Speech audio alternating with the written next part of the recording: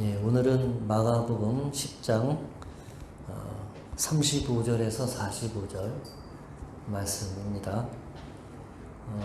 이 마가복음의 클라이막스, 마가복음의 핵심, 마가복음의 전체의 주제 말씀,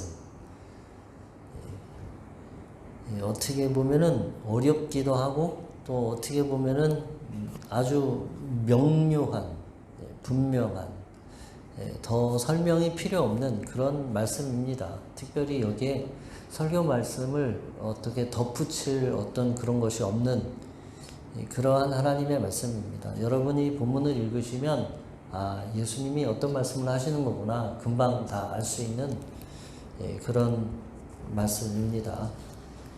그 말씀 가운데서 우리가 조금 더 깊이 한번 들여다보고 또 그 가운데서 우리가 하나님의 말씀을, 음성을 잘 들어보면 좋겠습니다. 먼저 오늘 말씀의 배경이 되는 것은 지리적인 배경을 보면 갈릴리에서 예루살렘으로 올라가는 길에 이제 여리고를 거쳐서 여리고에서 되어진 사건이 오늘 본문의 사건입니다.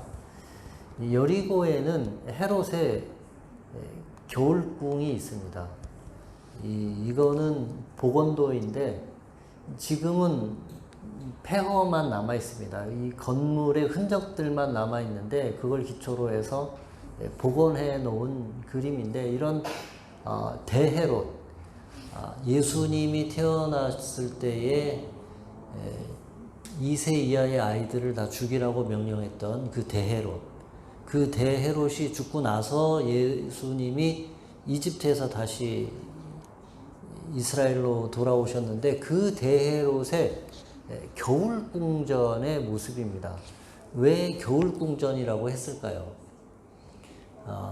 예루살렘은 겨울에 아주 춥습니다. 아주 추워요. 저는 지금도 그 예루살렘 겨울의 추위를 잊을 수가 없습니다. 한국의 그 따뜻한 온돌이 얼마나 좋은지를 아주 체감을 한, 전기장판 없으면 잘 수가 없는 그런 칼바람이 부는 그런 예루살렘의 추위. 가끔 눈도 옵니다. 예루살렘의 겨울에. 여리고는 1년 내내 따뜻합니다. 여름에는 오히려 너무 덥고 겨울에는 오히려 살기가 좋은 그런 곳이에요. 그래서 대헤롯이 여리고에다가 겨울 궁전을 지어 놓았습니다. 예수님과 제자들이 갈릴리에 가서 8장이죠. 마가복음 8장에 너희는 나를 누구라 하느냐? 주는 살아계신 하나님의 아들이요 그리스도시니다. 그런 고백을 하고 그리고 이제 8장부터 9장 10장에 이르는 요 사이가 갈릴리에서 이제 예루살렘으로 올라오는 길인데 여리고에 들러서 여리고에서 되어진 사건이 바로 오늘 이 사건입니다. 왜 여리고에 와서 야고보와 요한이 예수님께서 영광을 받으시면 하나는 오른편에 하나는 왼편에 앉혀주시면 좋겠습니다. 이런 청을 했는지 잘 모르겠지만 이 여리고에서 예루살렘으로 올라오는 그 길에 이 여리고에는 헤롯의 궁궐, 헤롯의 궁궐은 말하자면 권력의 상징이죠. 그 권력의 상징, 그것을 보면서 아마 제자들이 어떤 그런 기대에 부풀었을지도 모르겠습니다. 그동안에 배와 그물을 다 버리고 생업을 다 버리고 직업을 바꾸고 풀타임으로 여기다가 올인한 거잖아요. 이 제자들은 그 보상, 그것이 이제 기다리고 있겠구나 하는 그런 기대를 갖게 했을지도 모르겠습니다. 이 야고보와 요한의 요청을 우리가 이제 보면은 우리는 미리 이제 성경 본문의 결론을 알고 있기 때문에 어떻게 예수님한테 저런 부탁을 할 수 있을까? 그렇게 생각을 할 수 있습니다. 그런데 재밌는 거는 야고보와 요한과 예수님의 그 대화인데, 야고보와 요한이 처음부터 예수님 예루살렘에 가시면 이제 권력을 잡으시면은 오른편 왼편 한쪽 자리씩을 우리 형제들에게 나눠주시면 좋겠습니다. 이렇게 얘기한 게 아니라 처음에는 이렇게 물었어요. 예수님, 우리가 무엇이든지 구하면 들어주시면 좋겠습니다. 무엇이든지 조건 없이. 그런데 예수님이 무엇이든지 내가 너희에게 들어주마 이렇게 얘기하시지 않고 뭔지 한번 들어보자. 원하는 게 무엇이냐. 그러니까 그때 야고보와 요한이 예수님께서 영광을 받으시면 한 사람은 왼편에 한 사람은 오른편에 앉혀주시면 좋겠습니다. 그러니까 예수님이 뭐 그게 큰 문제가 되겠느냐. 둘 중에 골라라. 오른쪽이든지 왼쪽이든지 내가 한 자리씩 줄게. 이렇게 대답하지 않으시고 너희가 구하는 것이 뭔지 모르는구나. 뭘 원하는지 뭘 구하는지도 모르면서 구하는구나. 너희가 내가 마실 잔과 내가 받을 세례를 아느냐. 너희가 받을 수 있겠느냐 하니까 받을 수 있습니다. 또 이렇게 얘기합니다. 예수님이 너희가 그것을 받겠으나 오른편 자리와 왼편 자리는 준비된 자에게 돌아갈 것이다. 이렇게 얘기를 하십니다.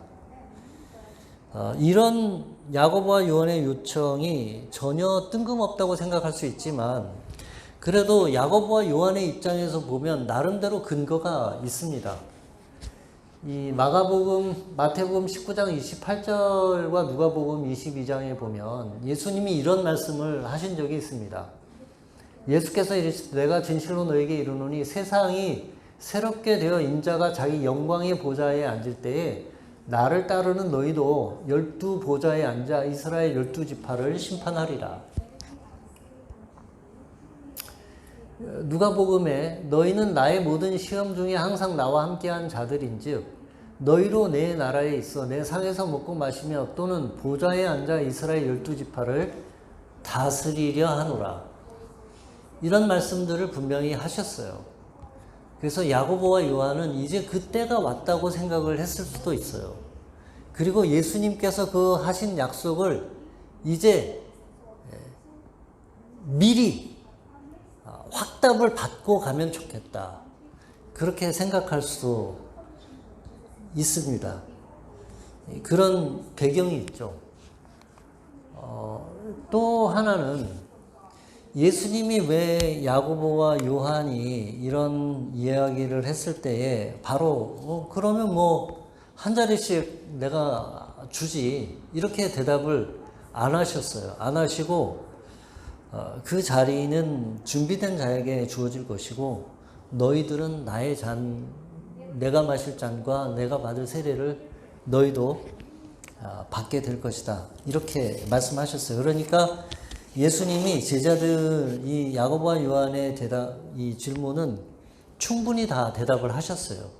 충분히 다 대답을 하셨는데 야고보와 요한이 원하는 대로 대답을 주시지는 않은 거예요.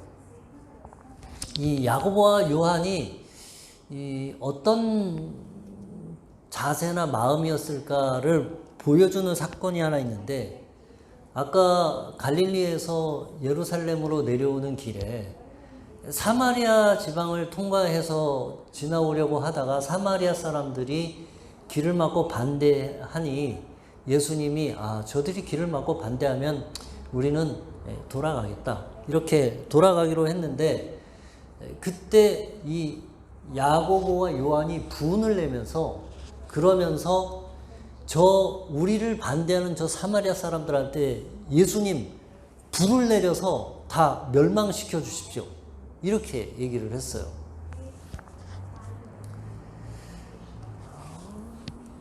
이런 그 전력을 가지고 있습니다. 야고보와 요한이. 이 사건에서 우리가 야고보와 요한의 어떤 면을 볼 수 있냐면 나한테는 하늘에서 불을 내릴 능력은 없지만 예수님은 하늘에서 불을 내릴 능력이 있으니 불을 내려서 우리를 반대하는 저들을 멸망시켜 주십시오. 조금 더 생각을 해보면 만약에 야고보와 요한이 자기들에게 그런 능력과 힘이 있으면 어떻게 합니까? 아마 자기들한테 그런 능력과 힘이 있었으면 자기들이 그냥 불을 내렸을 거예요. 그럴 마음이 있었어요.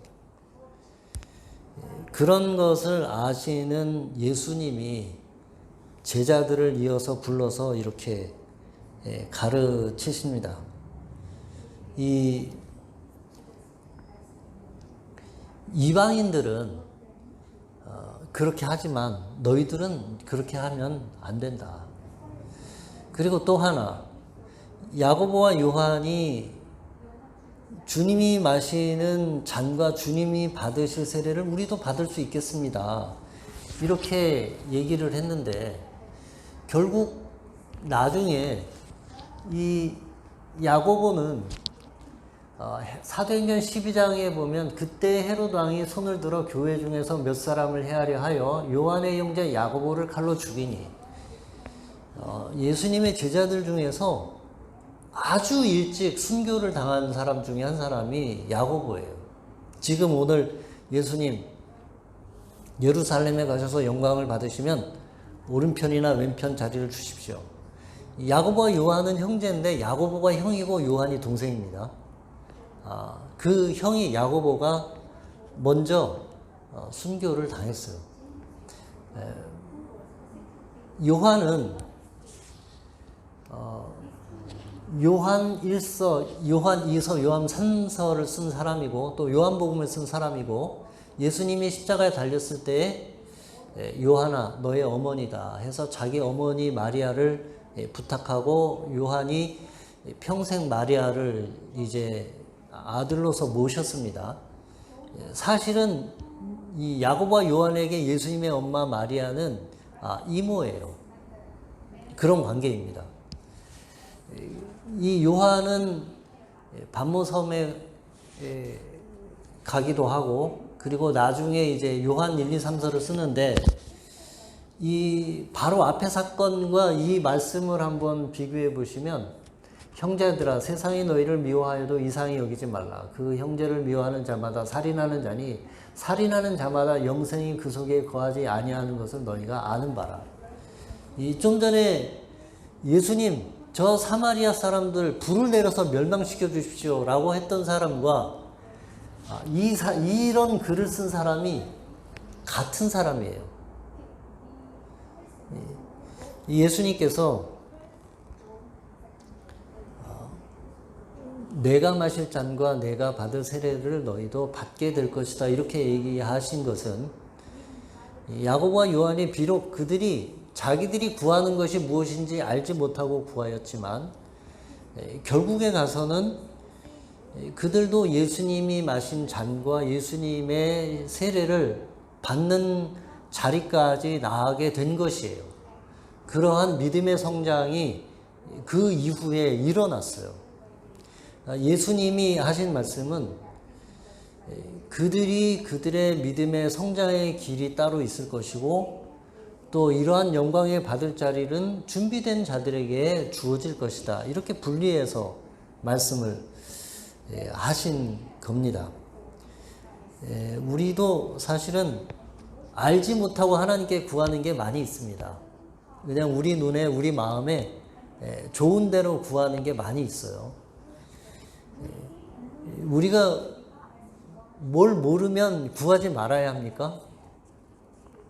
아니죠. 잘 몰라도 하나님께 구하는 겁니다. 주님께 구하는 거죠. 그리고 주님은 그것을 받아서 우리에게 좋은 방식으로 이끌어 주시는 거죠. 그리고 결국은 우리가 큰 믿음의 사람이 되어져 가도록 그렇게 주님은 그대로 이끌어 가셔요. 야고보와 요한도 지금 이 상태에서는 자기들이 구하는 바가 무엇인지 예수님이 생각하는 바가 무엇인지 모르고 구하고 그저 자기들의 욕망에 따라서 구했지만 하나님께서는 그런 것들도 다 선하고 좋은 길로 이끌어 가셔서 큰 믿음의 사람이 되어지도록 하신 것입니다. 그 이야기를 제자들이 듣고 나서 화가 났습니다. 그래서 야고보와 요한에게 막 화를 냈어요. 그러니 예수님이 제자들을 또 불렀습니다. 예수님이 보시기에는 그런 요구를 한 야고보나 요한이나 또 그거에 대해서 뒤늦게 듣고 그거에 대해서 화를 내고 있는 제자들이나 똑같아 보였는지 모르겠습니다. 그래서 제자들을 불렀습니다. 다행히 제자들의 입장에서 볼 때 다행히 예수님이 제자들에게 약속을 주지 않은 게 너무 다행이에요. 제자들의 입장에선 예수님이 아직 야고보와 요한에게 오른자리 왼자리를 확답을 주시진 않았구나. 다행이다. 그렇지만 화는 난다. 이게 이제 제자들의 태도인데 예수님이 이렇게 말씀합니다.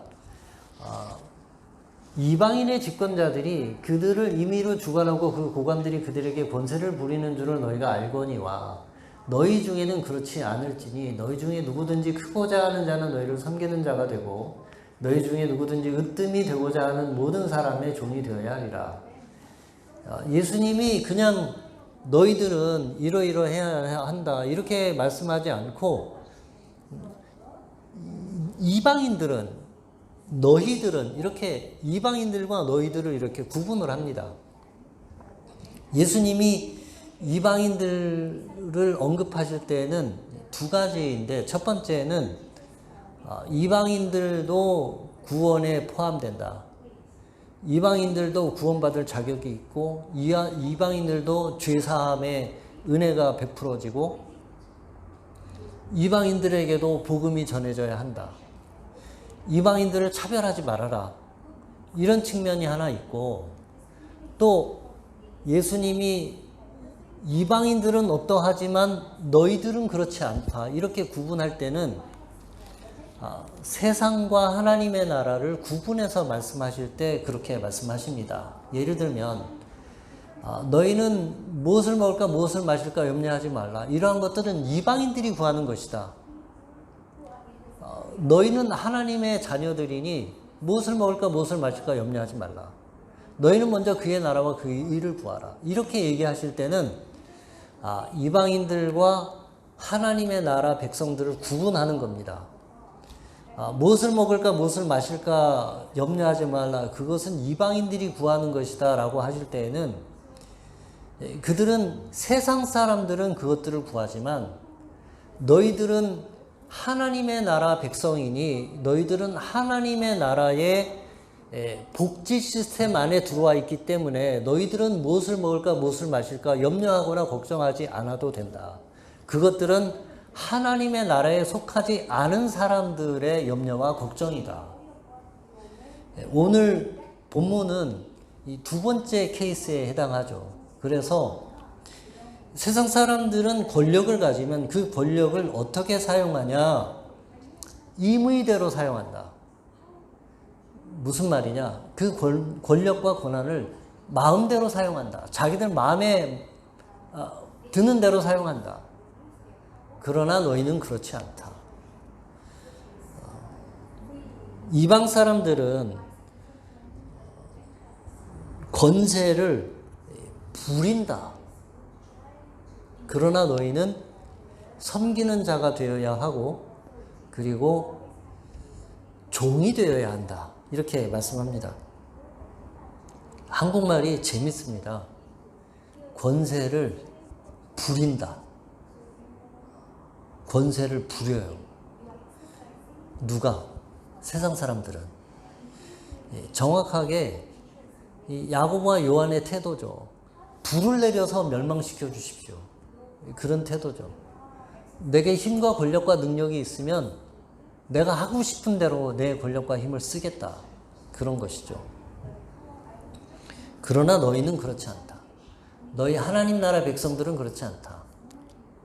너희들은 오히려 섬기는 자가 되어야 하고 그리고 모든 사람들의 종이 되어야 한다.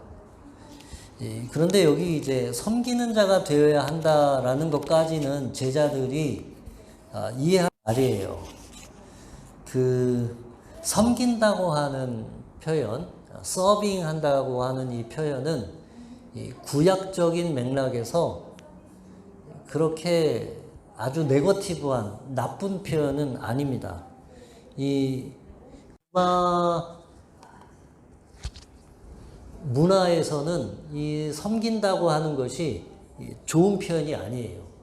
그리스 로마 문화에서는 이 플라톤이 이런 얘기를 했습니다.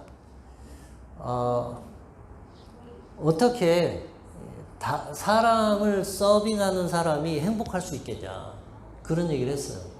그러니까 그리스 로마 컬처에서는 이 서빙한다는 거는 이 나쁜 이 뉘앙스를 가지고 있어요. 그 느낌을 가지고 있어요. 그런데 이 구약에서 섬긴다고 하는 그런 표현은 특별히 하나님을 섬긴다든지 아니면 그 위대한 주인을 섬긴다고 할 때 그것은 나쁜 표현이 아니에요. 오히려 어떤 종의 일에, 주인의 일에, 또 하나님의 일에 참여할 수 있다, 참여한다, 그런 좋은 느낌을 어느 정도 가지고 있습니다. 그래서 제자들에게 예수님이 섬기는 자가 되어야 하고, 거기까지는 제자들도 받을 만한 말씀이에요. 그런데 거기에 덧붙여서 예수님이 모든 사람의 종까지도 되어야 한다, 이렇게 얘기했을 때 제자들은 그거는 어려운 말씀이네, 이렇게 느낄 수가 있는 부분입니다. 섬기는 것보다 조금 더 강한 언어로 예수님이 제자들에게 말씀을 한 것입니다. 세상 사람들은 권력을 얻어서 임의로 마음대로 쓰고 그 대리자들은 권세를 부리지만 너희는 사람들을 섬기고 오히려 사람들의 종이 되어야 한다, 이렇게 말씀합니다. 사람들은 높아지려 하고 뛰어나고자 합니다. 다른 사람들보다 앞서고자 합니다. 그게 잘못됐다라고 말씀하시지는 않습니다. 하나님의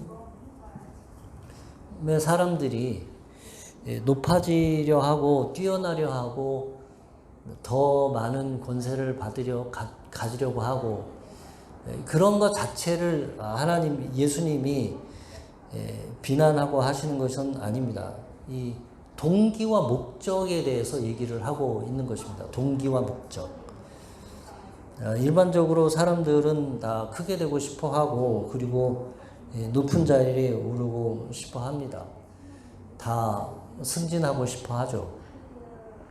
제가 NGO에서 일할 때 목사만 하다가, 전도사만 하고 목사만 하다가 이제 NGO에 가서 일을 시작하는데, 저는 경력직으로 들어갔는데 3급 과장 경력직으로 들어갔는데 처음부터 주지는 않고 3개월 수습을 시키더라고요. 그래서 이제 3개월 수습을 하는 동안인데, 전 지금도 기억하는데, 직원들이 금요일 퇴근 전에 다 청소를 하는데 나름 청소 열심히 하고 있는데, 저보다 높은 분이 저한테 김 목사님 뭐 하세요? 거기 청소 빨리 하세요. 그래서 또 혼날까봐 열심히 청소 막 했는데, 그 정기 인사, 조직 개편과 정기 인사가 있어서, 뭐 지금은 그렇게 하는 회사들이 없겠지만 그때는 좀 독특하게 회장님이 직원들 전부 또 임원들 전부 다 불러서 큰 방에서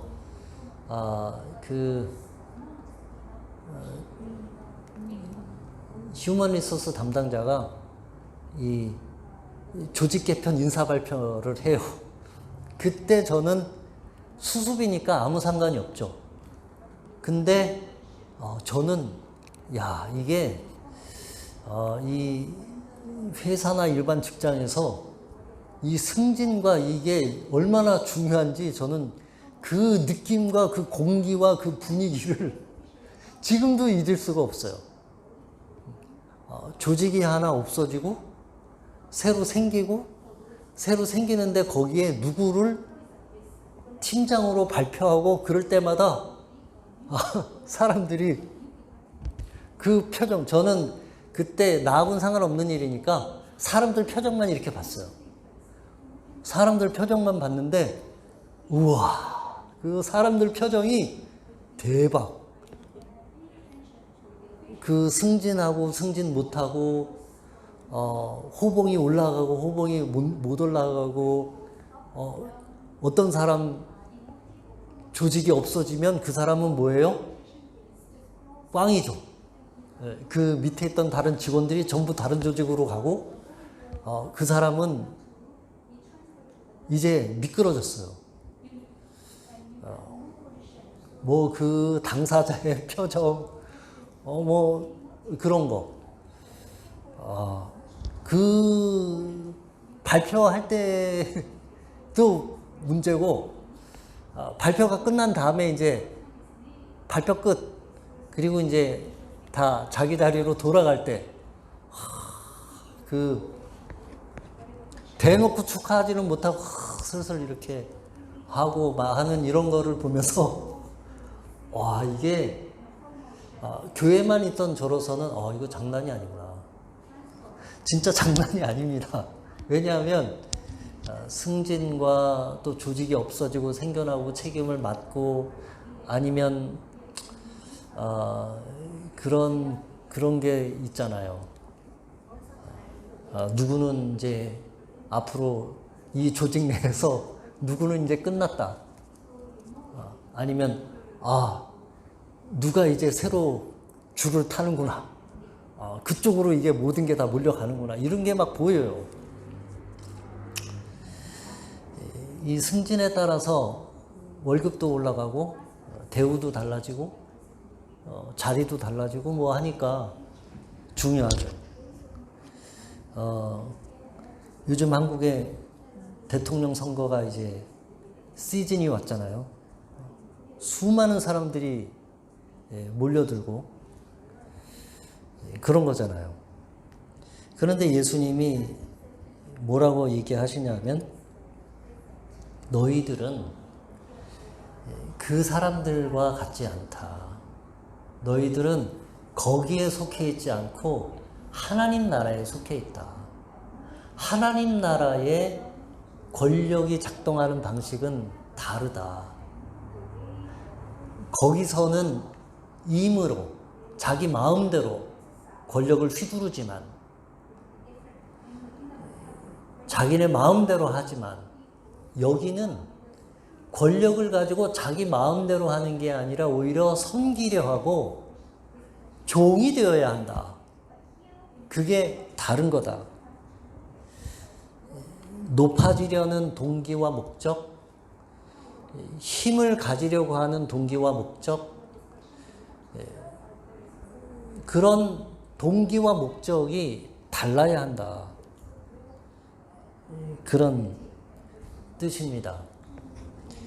우리 교회에 있던 청년 중에 하나가 이제 한국에 가서 일을 하는데 자기가 여기 있을 때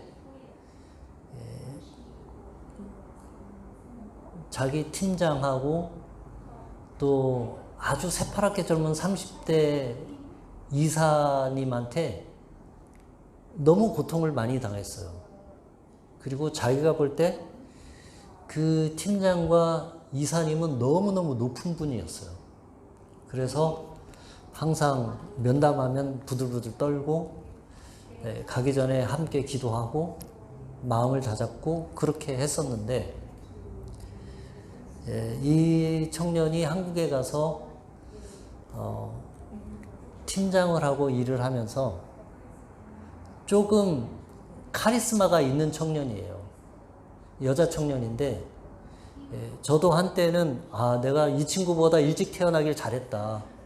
그렇게 생각하는 친구인데 얼마 전에 이제 통화를 했었는데 자기 팀원이 일이 너무 힘들어서 이제 그만두고 싶다고 하는데 자기가 생각해 보니까 자기의 어떤 태도가 너무 세서 그런 것은 아닌가. 그래서 정말 마주 앉아서 자기가 미안하다고 하고 계속 같이 일을 해줬으면 좋겠다 얘기를 하고 사과를 하고 또 그 친구가 계속 같이 일을 하기로 했다고 얘기를 하는데 제가 너무 감사한 마음이 들었어요. 이 친구가, 이 청년이 정말 힘과 또는 자기의 포지션을 어떻게 사용해야 하는지를 이제 잘 배웠구나. 세상 사람들과 같지 않게 자기가 고생했던, 자기의 높은 사람들 때문에 고생했던 방식으로 쓰지 않는구나. 그런 생각이 들어서 참 감사한 마음이 들었습니다. 사랑하는 믿음의 형제자매 여러분, 저와 여러분이 승진할 수도 있고 돈을 많이 벌 수도 있고 높은 자리에 있을 수도 있고 사람들을 많이 부릴 수 있는 자리에 있을 수도 있고 사람을 고용할 수도 있고 자를 수도 있고 그럴 수 있어요. 사람들은 높은 자리에 가면 그걸 마음대로 할 수 있으니까 좋을 거라고 생각하지만 또 그렇지는 않습니다. 오히려 고난이 많이 생기고 힘이 많이 생기고 또 능력이 많이 생길수록에 더욱더 힘과 능력을 조심스럽게 사용하고 또 섬기는 데 사용하고 오히려 종이 되는 자리까지 가야 할 것이라고 오늘 예수님은 말씀해 주고 있습니다. 그것을 예수님께서 친히 보여주셨는데 예수님은 10장 45절에 인자가 온 것은 섬김을 받으려 함이 아니라 도리어 섬기려 하고 자기 목숨을 많은 사람의 대속물로 주려 함이니라. 제자들에게 얘기하신 것은 여기까지예요. 너희는 섬기는 자가 되고 오히려 많은 사람의 종이 되어야 할 것이다. 여기까지 제자들에게 말씀하셨어요. 그리고 예수님 본인은 더 나아가서 자기의 목숨을 대속물로 내어주는 데까지 나아가셨습니다. 왜냐하면 그것이 세상의 권력 법칙이 아니라 하나님 나라의 권력 법칙이기 때문에 그렇습니다. 예수님이 영광을 받으시고 예수님이 높으심을 받으시고 예수님이 존경을 받으실 이유는 그분이 가장 낮아지신 분이시기 때문에 그런 것입니다. 기도하겠습니다. 사랑이 많으신 하나님 아버지, 우리들이 세상에 살고 세상의 구조 속에 있기 때문에 우리들도 세상의 권력의 법칙, 세상의 권력의 법칙에 따라서 그렇게 배우고 또 살고 또 그렇게 하고 싶어 하는 경향이 있습니다. 그러나 오늘 예수님의 말씀처럼 또 제자들의 예수님의 가르침을 받은 길처럼 우리들도 세상 사람들과는 다르게 하나님 나라의 권력의 법칙을 잘 배우고 익혀서 그러한 삶의 방식으로 살 수 있게 해주시기를 기도하고 또 우리가 그런 본을 보여서 주변의 많은 사람들도 그렇게 따라오도록 하나님 나라의 권력과 고난의 법칙이 널리 퍼져나가도록 세상을 아름답게 만드는 그런 하나님의 제자들이 되게 해주시기를 기도합니다. 예수님 이름으로 기도했습니다.